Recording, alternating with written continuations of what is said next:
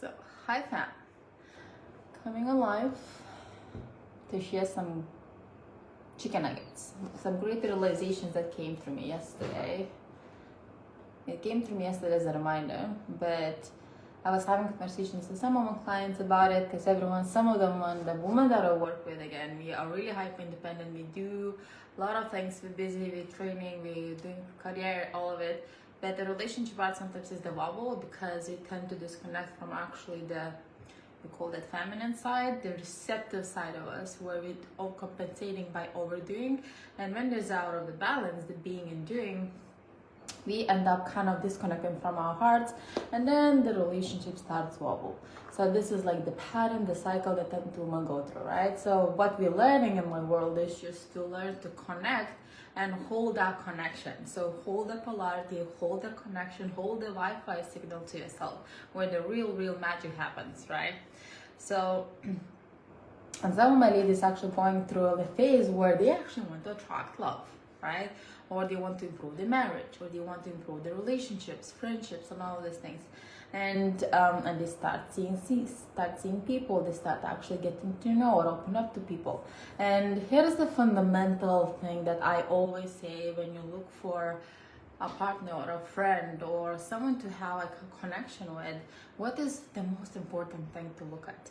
So when you're going to see someone, you try to make an impression, you try to be like, I'm nice, I'm good, love me, all sort of things. If you have like people pleasing tendencies.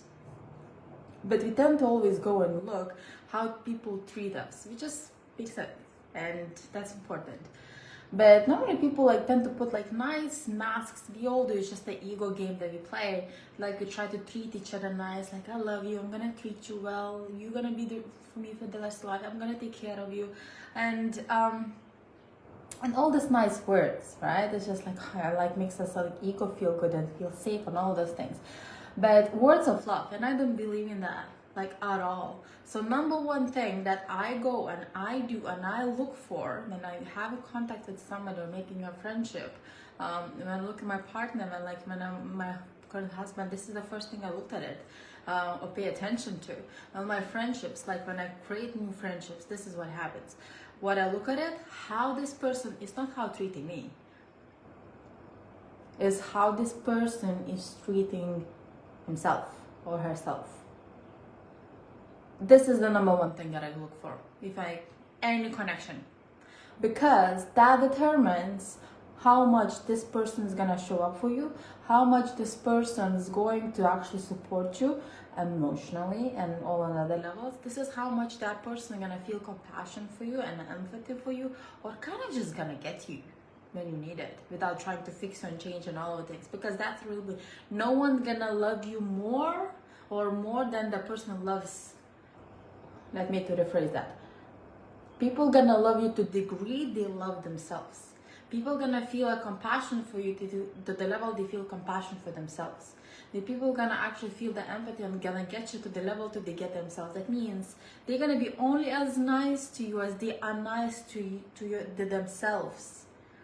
The first stages of friendship, like they are really like actually, because normally they come from the place of lack, from the wounds. So just love me, I'm gonna be nice, and like the butterflies.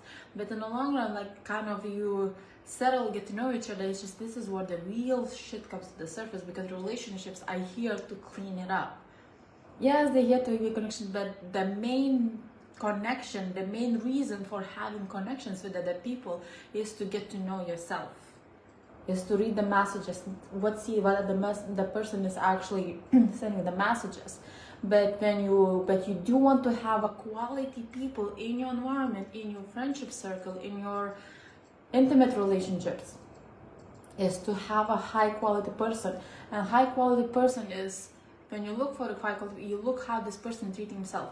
I'm not talking physically, well-being, fitness, all of it, but oftentimes it's also a coping mechanism, so you don't really know.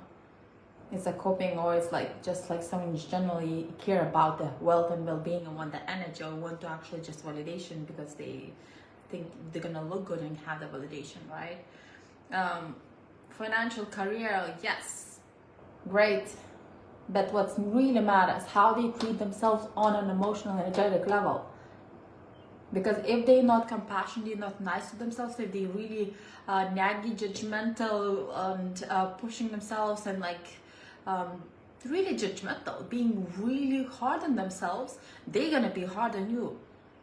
Not because they're gonna see that in you or like you needed that hard, because they're gonna project all the time. The projection is gonna happen all the time, and sometimes you'll see that it's a projection, but like you don't want someone in your environment who's always gonna project you, because no longer you're gonna start doubting yourself. And that's not a fun place to be. So when you're actually creating connections, making friendships, intimate relationships, the first thing you go and look is how this person treating themselves emotionally. How you do that? Hear what they say about themselves, how they talk, what they say, how they support themselves, what they allow, what the boundary is with themselves. Are they respecting? Are they putting themselves on a pedestal or putting themselves down? You're not here, nobody's here to save each other. We're here to help each other grow. So you want to find your sort of energetic match that helps you to grow. And that's really important. So when you create connections, you're not looking anywhere else. You look how this person treats himself, because that's always going to be a reflection how they're going to treat you in the long run.